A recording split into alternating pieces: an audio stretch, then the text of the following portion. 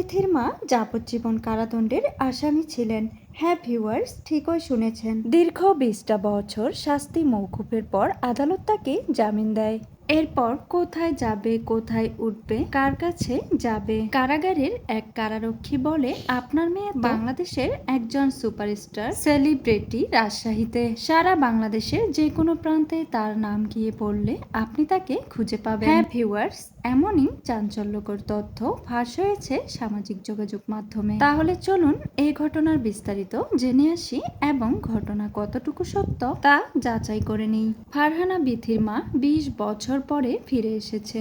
বিথি তার প্রতিটা ব্লগে বলেছিল, আমার মা 20 বছর পরে ফিরে এসেছে। কোথায় গিয়েছিল, কেন গিয়েছিল, সেই সব কিছুই সে বলে না। সে শুধু একটাই কথা বলে, আমার মায়ের একটা ট্র্যাজেডি আছে, তো সেই বিষয়ে আমি এখন কথা বলতে চাই না। আপাতত আমি মাকে একটু সুখ দিতে চাই, মায়ের সাথে সুন্দর সময় কাটাতে চাই, এরপর আস্তে ধীরে সবকিছু বলবো। রাজশাহীর এক দর্শক কমেন্ট করে লিখেছিলেন, ফারহানা বিথির মা যাবজ্জীবন কারাদণ্ডের আসামি ছিলেন। পারিবারিক কলহের জোরে বিথির মাকে 20 বছর আগে কারাদণ্ডে রাখা হয়েছিল। 20 বছর পরে সে এখন জামিন পেয়েছে।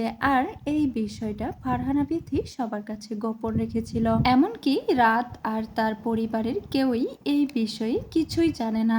হ্যাঁ ভিউয়ার্স, ফারহানা বিথিও যেহেতু প্রতিটা ভিডিওতে এটা স্বীকার করেছে যে তার মায়ের একটি ট্র্যাজেডি রয়েছে, তাহলে কিন্তু বোঝাই যাচ্ছে এই ঘটনা সত্য। ফারহানা বিথির মা যাবজ্জীবন কারাদণ্ডের আসামি ছিলেন। সবচেয়ে বড় কথা, ফারহানা বিথির মা যদি এতদিন বিয়ে করে অন্য কোথাও চলে যেত, তাহলে ফারহানা বিথির বাবাও বিয়ে করত, কিংবা বিথি কিন্তু তার মাকে এত সহজে মেনে নিতে পারত না। সবচেয়ে বড় কথা, তার মাকে সে এতটা সুখ দিতে মরিয়া হয়ে উঠত না। যেই মা তাকে একা ফেলে রেখে চলে যেতে পারে, সেই মাকে সে কেন এত ভালোবাসবে? নিশ্চয়ই এই ঘটনা সত্য।